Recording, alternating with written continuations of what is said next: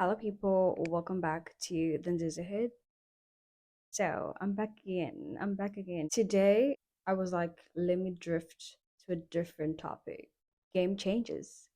Game changes in the fashion scene. Fashion evolves every season, right? But its true innovation lies in the hands of creative directors. That's how I feel about creative directors. They're actually building the fashion houses and they're driving it with force. And actually, I love it. So I was like, you know what? I'm going to tell you guys my favorite designers and I'm gonna be talking about the game changes in fashion and how they've changed and elevated these fashion houses over the years since they've like took over and how the fashion directors and creative directors are redefining the luxury, the runway, and the fashion scene.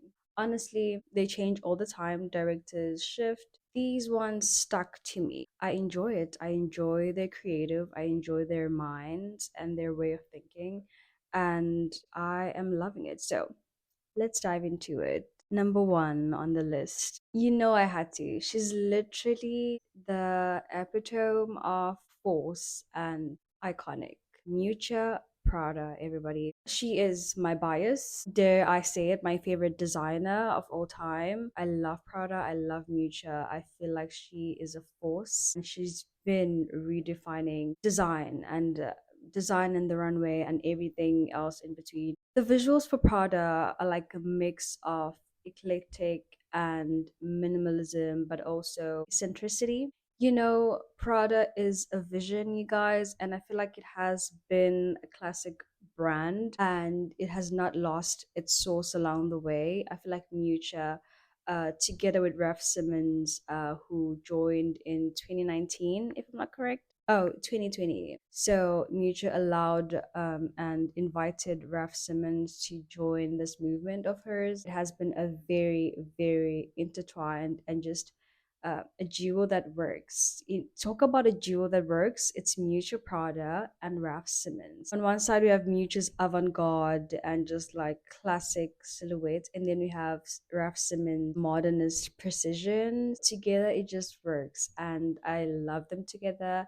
I've been loving their collections they've been putting out throughout the years since 2020 till now. Having that in you to actually invite someone into your creative process, I feel like it's beautiful, you know? It's like I am a bit classic and I'm ripe within the industry, but then I need this modernist twist. So Raf Simmons is that to her, and they just work well together. I love the collection that Prada has been putting out. It's very timeless. It's very, very classic. Oh my God, so avant-garde and just beautiful. I don't want to dwell into, but yeah, I love Miuccia Prada, Raf Simmons as well, together with her. Beautiful, love it. So, of course, I'm not gonna forget Prada's little sister, Miu Miu.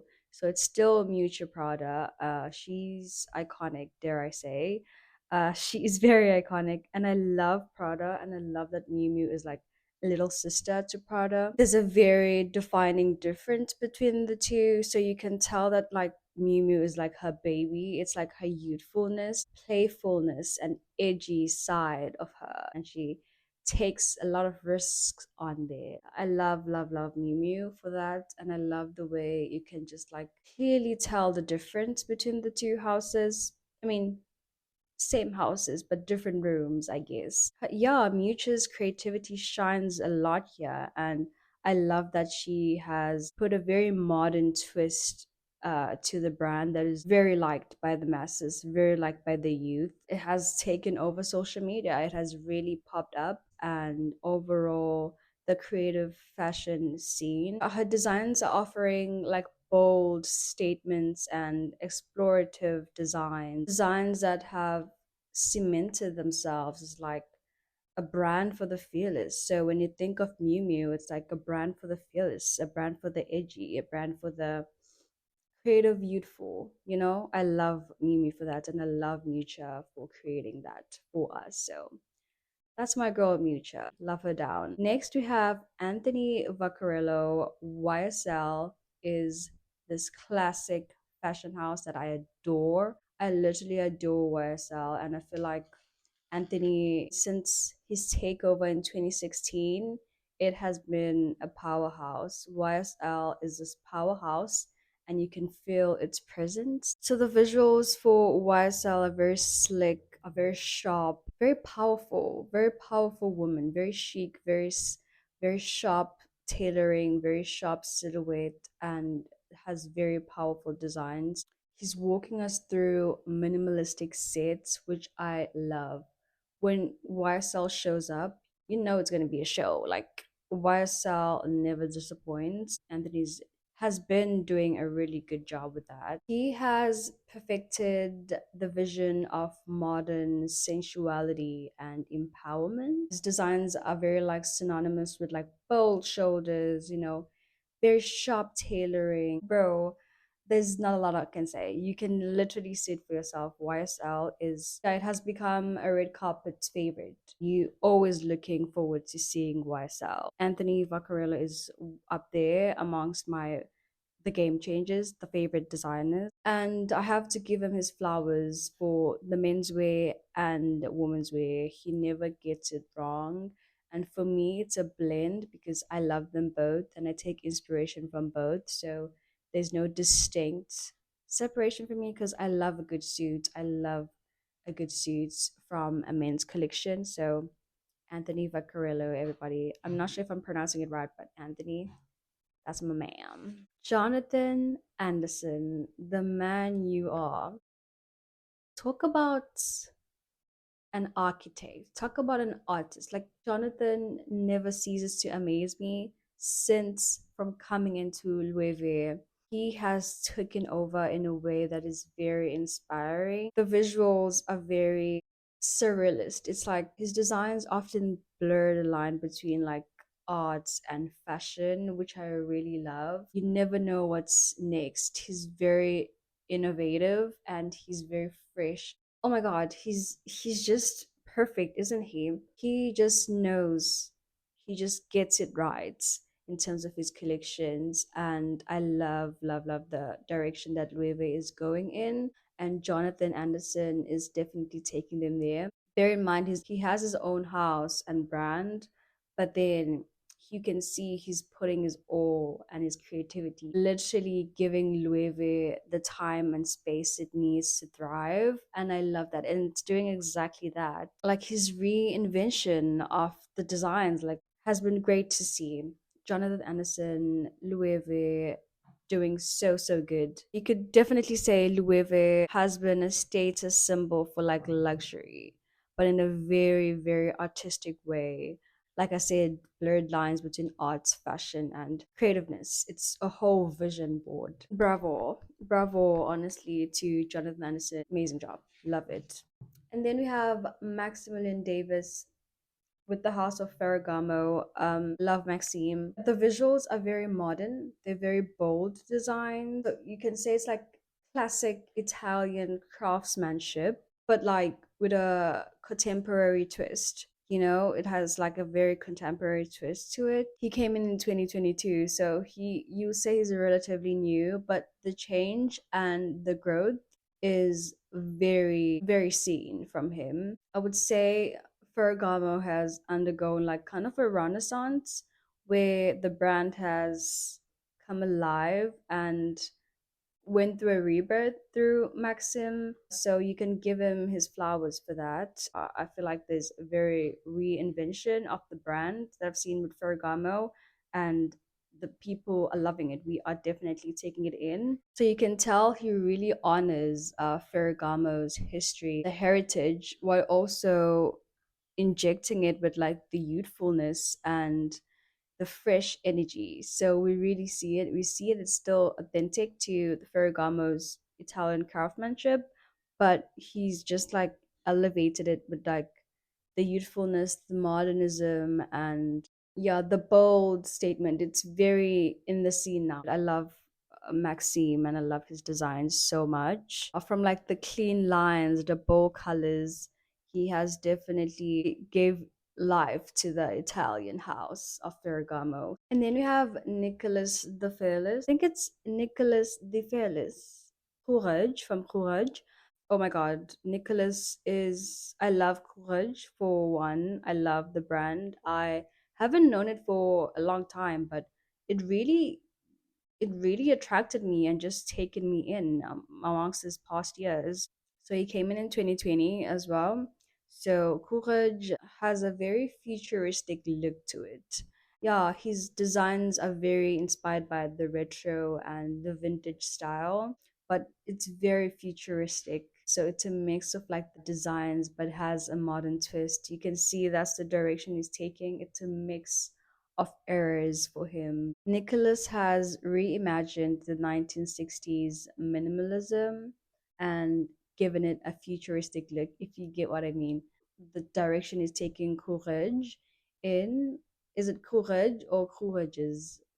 Whatever, you get the brand. Yeah, he's been crafting very slick, very minimalistic designs that feel fresh and relevant. So he has made the brand very relevant since 2020. And yeah, Nicholas has been doing an amazing job. And I've been following Courage for a while, and I'm not like bored of them. I'm always like, what's next, you know? So I appreciate him for that. Sabato the Sano took over from him in 2023 with Gucci. I feel like Gucci has taken a 180 degrees turn from the designs that have been making throughout the year. It was a new era for Gucci, like modern classicism. So he kind of like stripped back Gucci to its core, to its essential in a way, was the guy that was needed for that, and he has done the job. The focus for Gucci, understated elegance, you know, while retaining the brand's eclectic feel, eclectic soul. He has really done a shift with Gucci. At some point, we were like, okay, what is Gucci doing? I mean, Sabeto's been doing an amazing job. The collection from 2023 till now, love it. Love the maroon, the red, this very muted, dark, strong red that he introduced with Gucci. It's a statement at this point. Speaking of colors, Valentino, Pia Paulo at Valentino, the iconic pink. Valentino is mostly couture. I see it as mostly like couture, but like Piapello has romanticized Valentino for me, so he's up there as well. I'm not gonna leave him out. He's brought a very dramatic tone to Valentino. It's literally Valentino, baby. I know he's left the fashion house. Piapello is definitely Valentino for me. He has left a statement and forever romanticized, forever iconic, and forever dramatic. And then we have Maria Grazia with Dior, first woman person to lead Dior as creative director. Shout out to her. Dior has taken a very modern feminism approach, woman empowerment, which I love to see. Obviously, if you're going to be the first woman to lead a fashion house that has been led by men along all these years, we need to see that shift, that feminist shift. So we've been really seeing it with Dior, and it's all thanks to Maria Grazia. She has a very strong feminist narrative with the designs at Dior and the creative direction and the runway as a whole. Her designs blend classic with contemporary, making her collections very powerful and eclectic. So Mary Grazia, love the approach, very feminist designs, very woman inspired. You know, it's like, ooh, contemporary, classic, but also very chic. Dior is like the chicest. We can really see that she's keeping the legacy, Christian Dior's legacy. Obviously, if you're going to come in a brand, it's not going to be identical to the past designs. You have to have your own style coming in, but you can really tell that's taken a shift, but in a way where it still honors the legacy of the brand. I'm not gonna complain a lot with Dior. As a person myself, I tend to prefer the old looks with these fashion houses. Yeah, the modern twist is fine. I take it in, but I do prefer the older looks. I tend to draw towards them the most for inspiration. Classic Chanel. Oh my God, Karl Lagerfeld. Hello, Chanel was the bomb. Chanel was the drive. It was the preppy brand that we all knew and loved. Has taken a different shift, dare I say. Yeah, with Virginie Viard, Chanel is one of the brands I'm like, oh.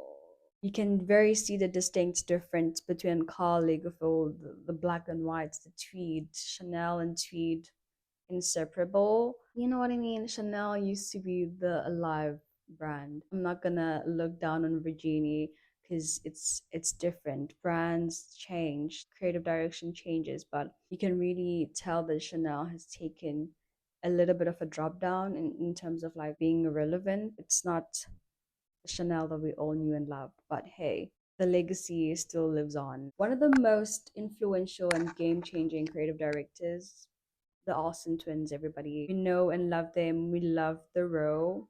They are the founders of the Row, and they have been driving the brand since 2006. They have been driving the brand for themselves, and the growth is phenomenal. The growth is life changing because you can really see that through the less is more and like the quiet luxury, they've kind of built a cult for themselves, a cult following within the fashion scene. In terms of like big names, celebrity names, it's a very high end brand that people really love. It has a very muted luxury to it, very high quality and minimalistic designs, but people love it. They love that it's like very niche and very luxurious, but less, not out there. That's why the people love the Row so much. Not only the designs, but like the direction of the brand. So we have to give it to the Olsen twins. Just love the clean tailoring and the luxurious fabrics with the Row. Yeah, timeless silhouettes. The Row is doing very, very good in this fashion scene, and it's one of the fashion houses that's doing really amazing. And they are game changers, the Olsen twins. The big names, your Donatella. Versace is such a classic brand. I feel like Donatella has been really